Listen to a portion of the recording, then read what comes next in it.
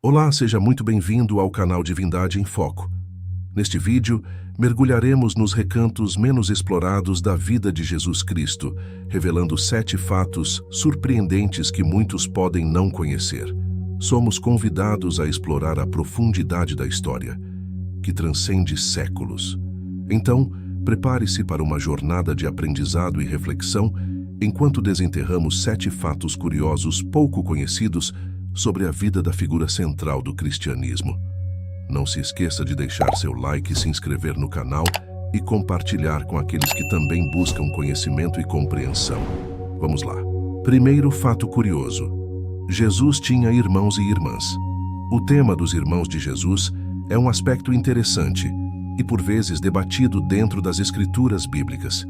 Conforme mencionado em diversos trechos do Novo Testamento, Jesus tinha irmãos e irmãs. Por exemplo, em Mateus capítulo 13, versículos do 55 ao 56, as pessoas da sua própria comunidade o identificam dizendo: "Não é este o filho do carpinteiro? Sua mãe não se chama Maria, e não são seus irmãos Tiago, José, Simão e Judas? Não estão conosco todas as suas irmãs?" Similarmente, Marcos 6,3 também menciona os irmãos de Jesus. No entanto, o entendimento desse fato pode variar. Algumas interpretações sugerem que os termos irmãos e irmãs podem se referir a parentes mais amplos, como primos ou parentes próximos, em vez de irmãos e irmãs no sentido literal. Isso se baseia na tradição judaica de usar esses termos de maneira mais abrangente. Outras interpretações argumentam que esses irmãos poderiam ser filhos de José de um casamento anterior, e não filhos de Maria, mãe de Jesus. Independentemente da interpretação, o reconhecimento de que Jesus tinha irmãos e irmãs destaca sua humanidade e sua conexão com a vida familiar comum. Essa dimensão da vida de Jesus ressalta que, apesar de sua natureza divina, ele viveu em uma família terrena, experimentando os vínculos familiares e os desafios que muitos de nós enfrentamos. Segundo fato curioso, Jesus não escolheu todos os apóstolos. O processo de seleção dos apóstolos por Jesus é fascinante e revelador. Embora muitas vezes pensemos nos 12 apóstolos como um grupo homogêneo e completo, é intrigante notar que Jesus não escolheu todos de uma só vez.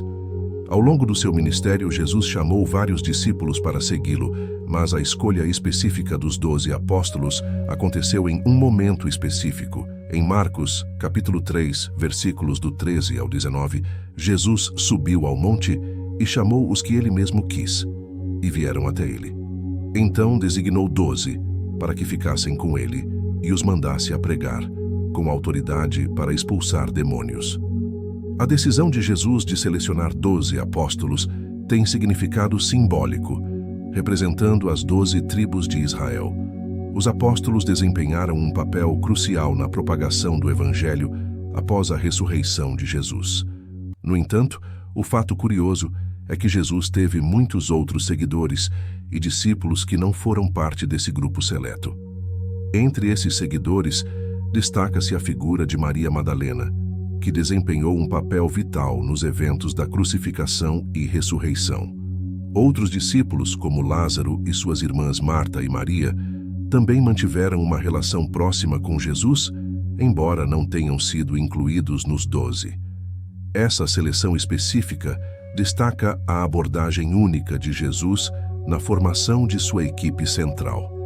Ele não optou pela estratégia convencional de escolher líderes conhecidos ou influentes da sociedade da época.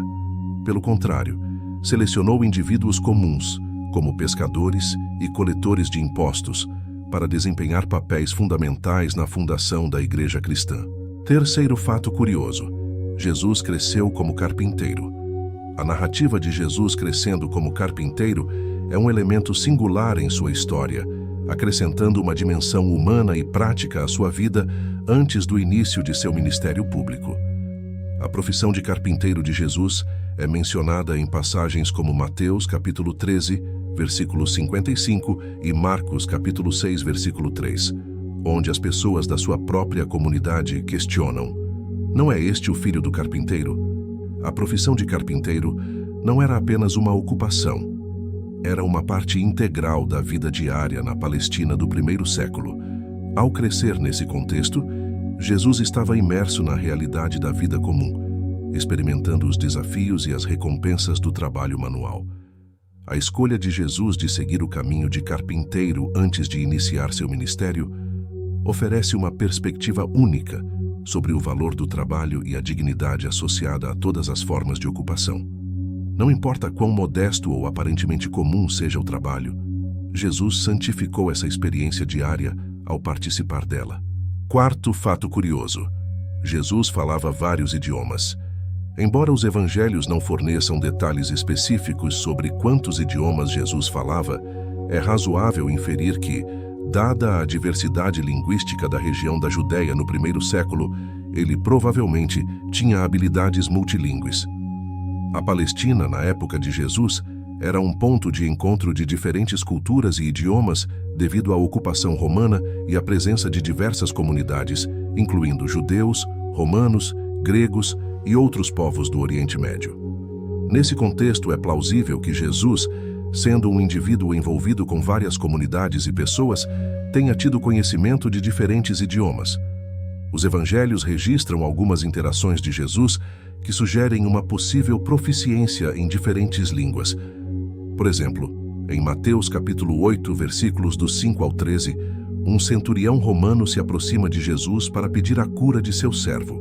Durante a conversa, o centurião expressa sua fé e reconhecimento da autoridade de Jesus. E Jesus elogia sua fé, afirmando que não encontrou tamanha fé, nem mesmo em Israel. Essa interação pode indicar que Jesus compreendia o latim, a língua oficial do Império Romano na época. Além disso, durante sua crucificação, o título Rei dos Judeus foi escrito em 3 idiomas diferentes: hebraico, latim e grego, indicando que Jesus era reconhecido por pessoas de diferentes origens linguísticas. O fato curioso de Jesus falar vários idiomas ressalta sua capacidade de se comunicar eficazmente com uma ampla variedade de pessoas. Essa habilidade multilingüe pode ter desempenhado um papel importante em seu ministério, permitindo-lhe transcender barreiras linguísticas para compartilhar suas mensagens de amor, perdão e salvação com indivíduos de diversas origens. Quinto, fato curioso: Deus falou com Jesus de forma audível 3 vezes. O relato de Deus falando de forma audível com Jesus é um aspecto extraordinário e significativo nos evangelhos, revelando momentos de comunhão direta entre o Filho de Deus e o Pai Celestial.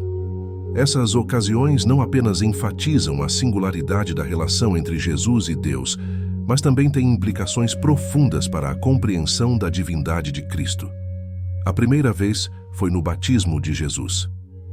Um dos episódios mais notáveis ocorre durante o batismo de Jesus no Rio Jordão, conforme registrado em Mateus capítulo 3, versículo 17, Marcos capítulo 1, versículo 11 e Lucas capítulo 3, versículo 22. Após Jesus ser batizado por João Batista, os céus se abriram e o Espírito Santo desceu sobre ele na forma de uma pomba.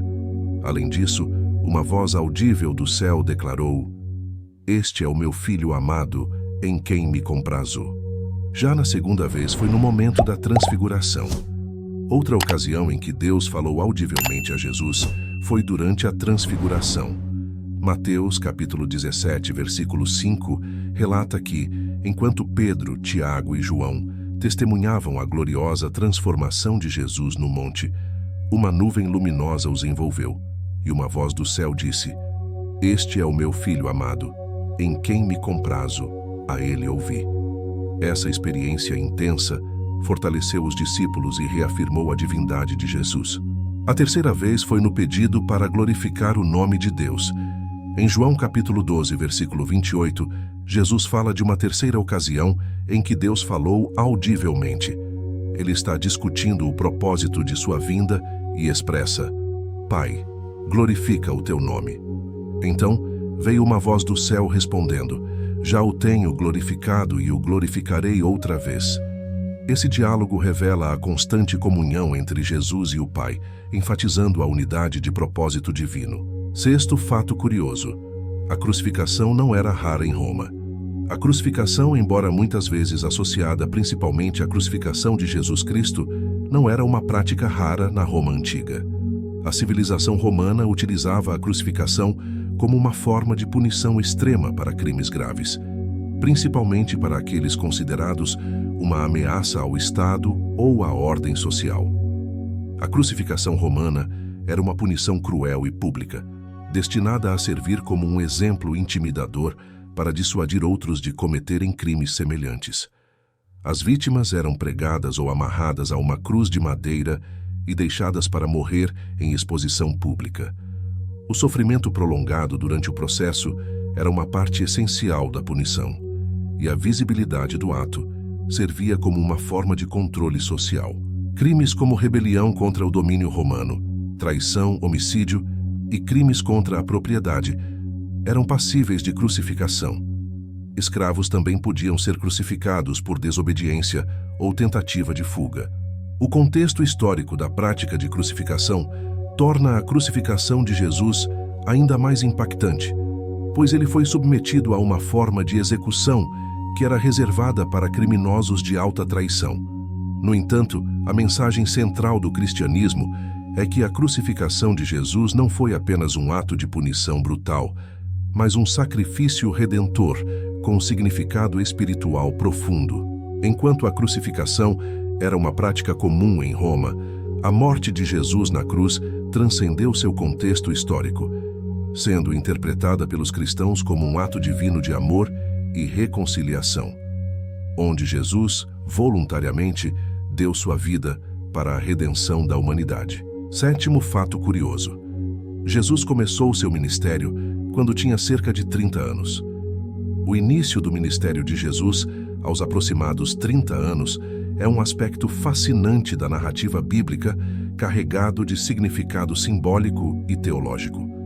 Conforme registrado nos evangelhos, Jesus emergiu da relativa obscuridade de sua vida cotidiana para iniciar um ministério que teria um impacto duradouro na história e na espiritualidade.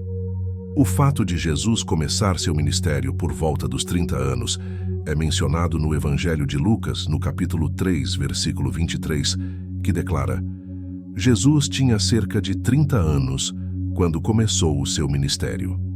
Essa idade não é apenas um detalhe cronológico, mas tem implicações profundas na tradição judaica e na compreensão teológica. Na cultura judaica, a idade de 30 anos era vista como um momento de maturidade e prontidão para assumir responsabilidades significativas. Os sacerdotes do Antigo Testamento começavam seu serviço no templo por volta dessa idade. Portanto, ao começar seu ministério aos 30 anos, Jesus se alinha simbolicamente a essa tradição, indicando que estava pronto para assumir o papel messiânico que o esperava. Além disso, essa idade marca um ponto de transição na vida de Jesus, sinalizando o início de uma fase crucial de ensino, cura e proclamação do reino de Deus.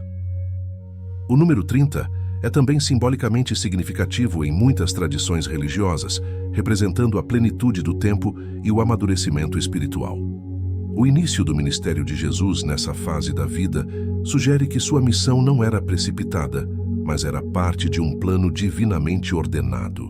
Portanto, o começo do ministério de Jesus aos 30 anos não é apenas um detalhe cronológico, mas uma peça central na história da redenção, sinalizando o cumprimento de profecias e o início de um ministério que impactaria a humanidade de maneiras profundas e transformadoras. E assim chegamos ao fim dessa incrível jornada de descobertas sobre a vida de Jesus. Se vocês querem a parte 2, deixem nos comentários. Esperamos que esses 7 fatos menos conhecidos tenham iluminado um pouco mais a figura fascinante que é Jesus Cristo. Se você curtiu aprender mais sobre esses aspectos surpreendentes, não esqueça de deixar seu like e compartilhar esse vídeo com seus amigos. Comenta também qual fato sobre Jesus você não conhecia. Se ainda não se inscreveu no canal, aproveite para fazer isso agora e ative o sininho para receber notificações. Assim, você não perde nenhum conteúdo novo que estamos preparando para vocês. Continuem explorando, aprendendo e compartilhando o conhecimento.